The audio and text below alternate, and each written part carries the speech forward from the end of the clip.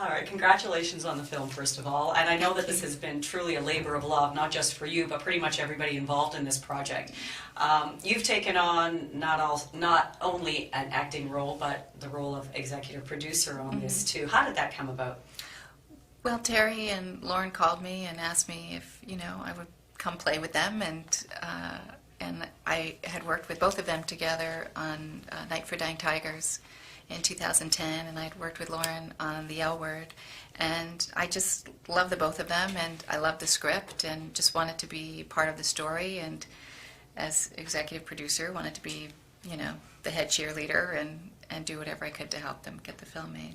And what was it like to be the head cheerleader on this? Because getting a movie that you really want to get made, especially an indie film, not that easy. Was it a tough go, getting it off the ground? Well, I think initially it was, and I think Indiegogo really helped and encouraged the group, and it's surprising how you can put everything together little by little, and you get there. If you really want to get there, you can get there. It just may not be right then and there at the moment that you want it. And I think that's, certainly Diane and I had proved that point a few days ago. Now the movie has been described as, an art house film. I know Terry says it's a movie for grown-ups, Right. A love letter to cinema, all those things. How would you describe what this movie is to you? To me, it's really a rumination on identity, how we come to be who we are, and how the storytelling process informs who we are, whether it's the stories we tell ourselves, about ourselves or about our parents, or the stories that we find in other places, like in the cinema, or the things that our friends tell us about ourselves, and always to be aware that there are fictions being created around you at any given moment, and at a certain point you get to choose your own fiction. Does it give you a lot to play with as an actor?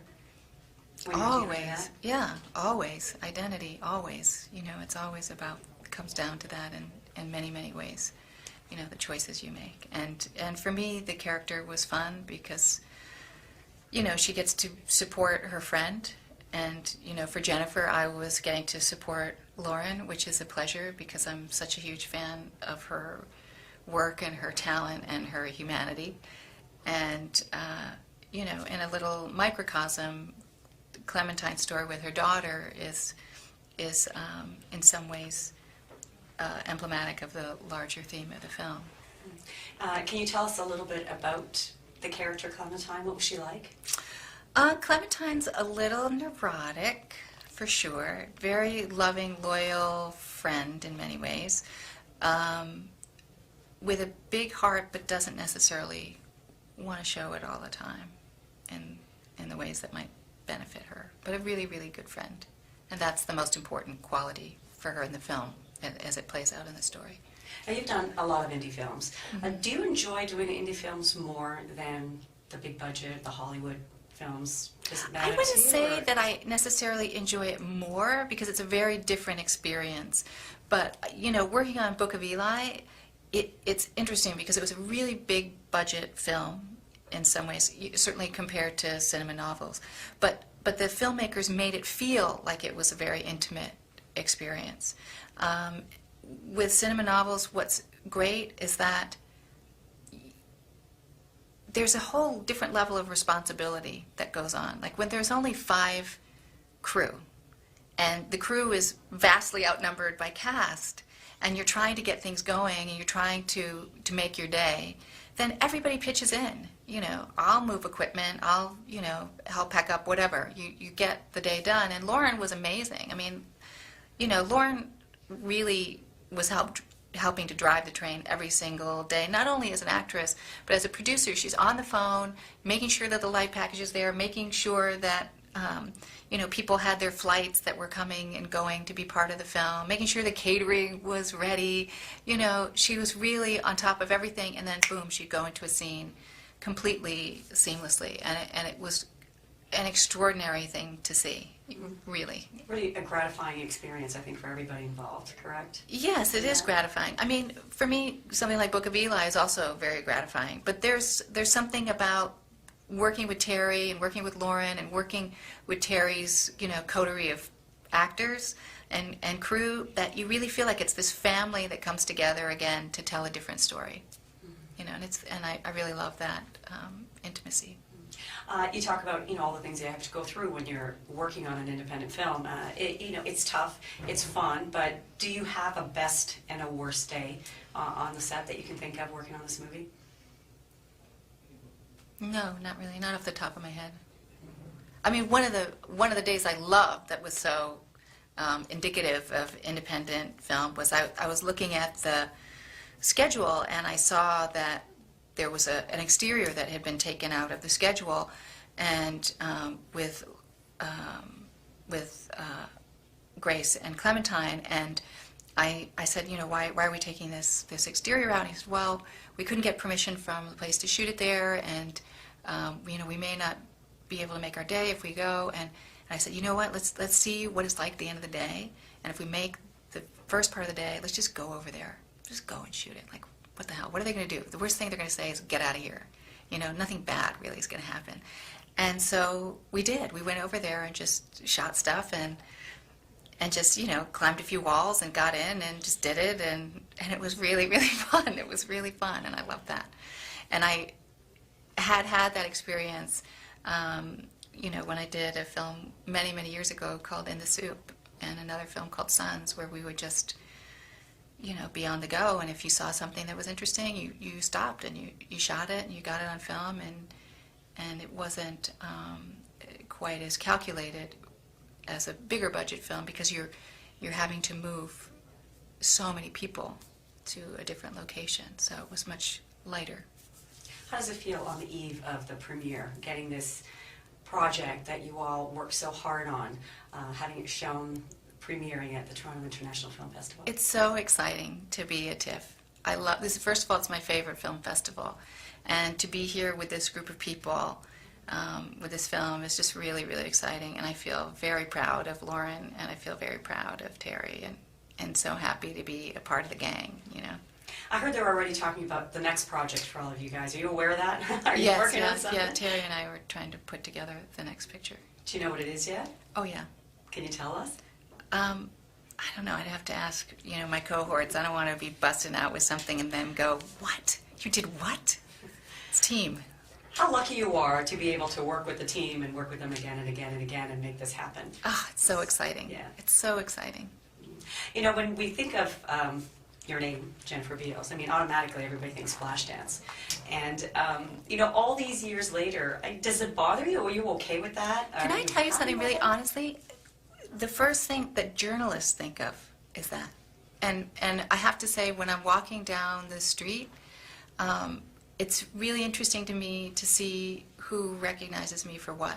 There's a lot of the L Word, there's a lot of Book of Eli, there's some Devil in a Blue Dress, there's some Flashdance, which was, a great entree into the world. But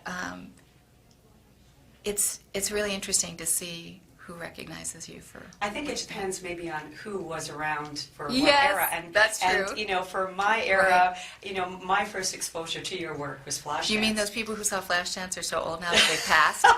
Is that what we're saying? Well, that maybe? means I'm talking about myself, so I hope I'm not that old.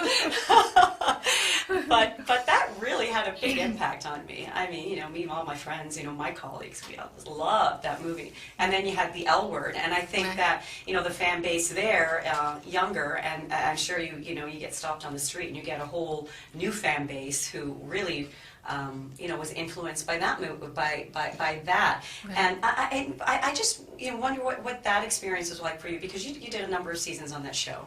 Mm-hmm. And it was kind of a groundbreaking show. Mm-hmm. And you've touched a lot of people. Is that one of the, would you say maybe in the course of your career that was one of the more special projects that you've worked on? Oh, definitely. I've been lucky to have a few, but the L Word was really special in so many ways, in terms of shifting the paradigm, even in a very small way. That was really exciting, giving visibility to a group of people who before that moment were largely invisible in, mainstream media was really important. And for me as a woman, it was really important to be surrounded by so many people who were willing to speak up and who were unwilling to remain invisible, and to be in dialogue with different activists and to see what it takes to make a change was really important. That you're only here for a certain amount of time, and you have a voice, so you might as well use it, because you're going to die one day. You might as well just use all of you are while you're here to make things better. And you do have a lot of projects that you're working on to make the world a better place. Well, I don't know if they'll make the world a better place, but I think that what I do believe is that storytelling is crucial to the culture, and it's the only way things really change, whether it's people coming to the seats of government and telling their stories over and over and over and over and over again to convince lawmakers to change the law, or whether it's the story we tell ourselves in our own head to help us change our behavior, or the stories that we tell our children or we tell our friends, or those stories start to make up who you are or how you see the world. Having had all these experiences, do you feel that in some way you have a responsibility to do that as an actor? I don't feel necessarily that I have a responsibility to do it. I don't feel that, because I'm happy to be doing really silly things too. But even that is a way to perhaps lighten the load sometimes, mine and somebody else's. It's more of a pleasure, and I think as I get older, I think it's one of those things where you go, oh gosh, got to get this done, got to make things better. Work on that bucket list. Yeah, I don't know if I don't really have a bucket list, but it's just something that you see a little bit more clearly how you need to get things done. And what else are you getting done? Do you have anything else in the works that you can tell us about? I'm developing a show at HBO, and there's a couple of projects that I'm producing and acting in. Wonderful. And one of which is with Terry, and really excited about that. Yeah, I think the others are too. And have a wonderful premiere tonight, I hope. It's everything that you want it to be and more. Thank you so much. Have a lot of fun, and thank you for this.